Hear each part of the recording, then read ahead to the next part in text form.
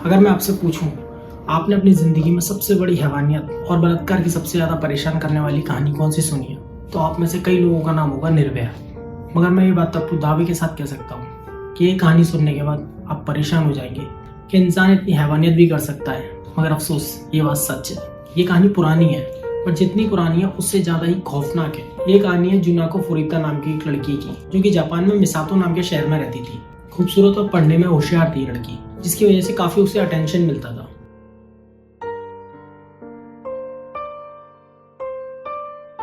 उसके साथ एक लड़का पढ़ता था मियानो नाम का, जो उसे पसंद करता था। एक बार मियानो ने जिनको को प्रपोज किया और जिनको ने साफ मना कर दिया, क्योंकि मियानो स्कूल का सबसे बदमाश लड़का था, जो सब लड़कियों को परेशान किया करता था। उसका याकुजा ग्रुप से भी कनेक्शन था। याकुजा जो जापान का सबसे बड़ा क्रिमिनल ग्रुप है।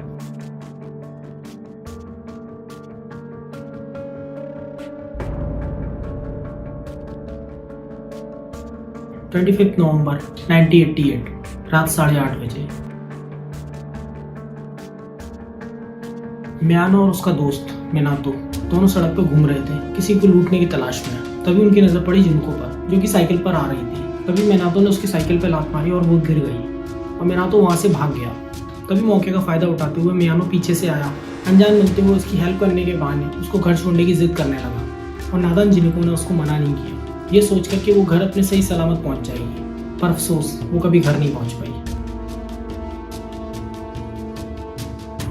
मियानो उसे अजीबोगरीब जगह पे ले गया शॉर्टकट के बहाने, जो कि कुछ खंडर जैसी जगह थी।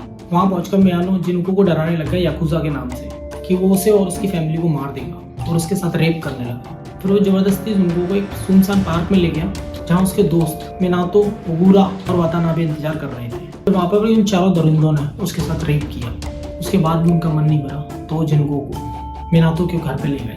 इस दौरान जिनको के पेरेंट्स ने पुलिस कंप्लेन करने की सोची, तो उन लड़कों ने जिनको को जबरदस्ती अपने घर पर कॉल करने को मजबूर कर दिया और अपनी फैमिली को खोने के डर से उसको ये भी करना पड़ा। मिनातो ने अपने घर वालों के सामने जिनको को अपनी गर्लफ्रेंड बताया, बट ज़्यादा देर नहीं लगी उसके पेरेंट्स को जानने में कि सच क्या है। लेकिन जब मिनातो ने अपने घर वालों को याकुजा की धमकी दी, तो वो भी कुछ नहीं कर पाए और आखिर तक चुप रहे।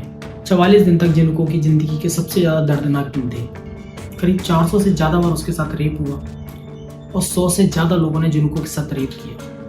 उसको मारते थे, सीलिंग पर उल्टा लटका के पंचिंग बैग बना के मारते थे। उसके पैरों पर बेसबॉल के डंडों से मारा गया। उसकी एक घुटना तोड़ दिया गया। कभी उसके पेट पर मारा जाता था, तो कभी उसके टांग में मारा जाता था, कभी उसके मुंह में मारा जाता था। मैं आपको बता भी नहीं सकता कि उसके साथ क्या क्या हुआ।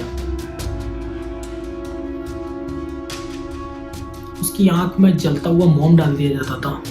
उसके प्राइवेट पार्ट को सिगरेट से जला दिया जाता था। मेरी हिम्मत नहीं है आपको बताने के लिए कि इसने क्या क्या किया वो। ये जुल्म यहीं तक नहीं रुका। उसको मारा जाता था, सिगरेट से उसको जलाया जाता था, उसको पानी की जगह टॉयलेट पिलाया जाता था। वो आखिर में मौत की भीख मांगने लगी, पर इन्होंने उसे छोड़ा नहीं। उसको एक गेम खेलने के लिए चैलेंज किया और वो गेम जीत गई।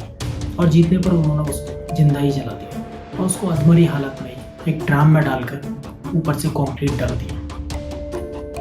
बट वो उस टाइम पर जिंदा थी।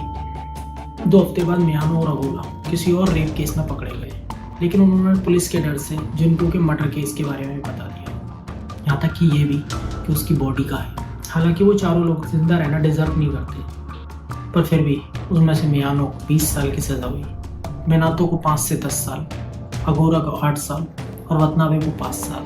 वो सब नाबालिग थे मर्डर के टाइम पर। ये जापान की रियल स्टोरी है, लेकिन लड़कियों को मारना, पीटना, टॉर्चर करना, जला देना, ये आज भी चलता है। शायद ये कभी रुकेगा भी नहीं। शायद लड़कियों की सेफ्टी हमेशा ये एक इशू रहेगी, बट हमें क्या करना, हमारी माँ या बहन थोड़ी दी थी वो, ये कहकर हम चले जाते हैं। जितनी देर आपने ये वीडियो देखी है, उतनी ही देर के अंदर बहुत सारी लड़कियों के साथ दुष्कर्म हो चुके होंगे, क्योंकि यही होता आया है। जब तक रेप के लिए 0 टॉलरेंस पॉलिसी नहीं बनेगी, तब तक ये होता रहेगा।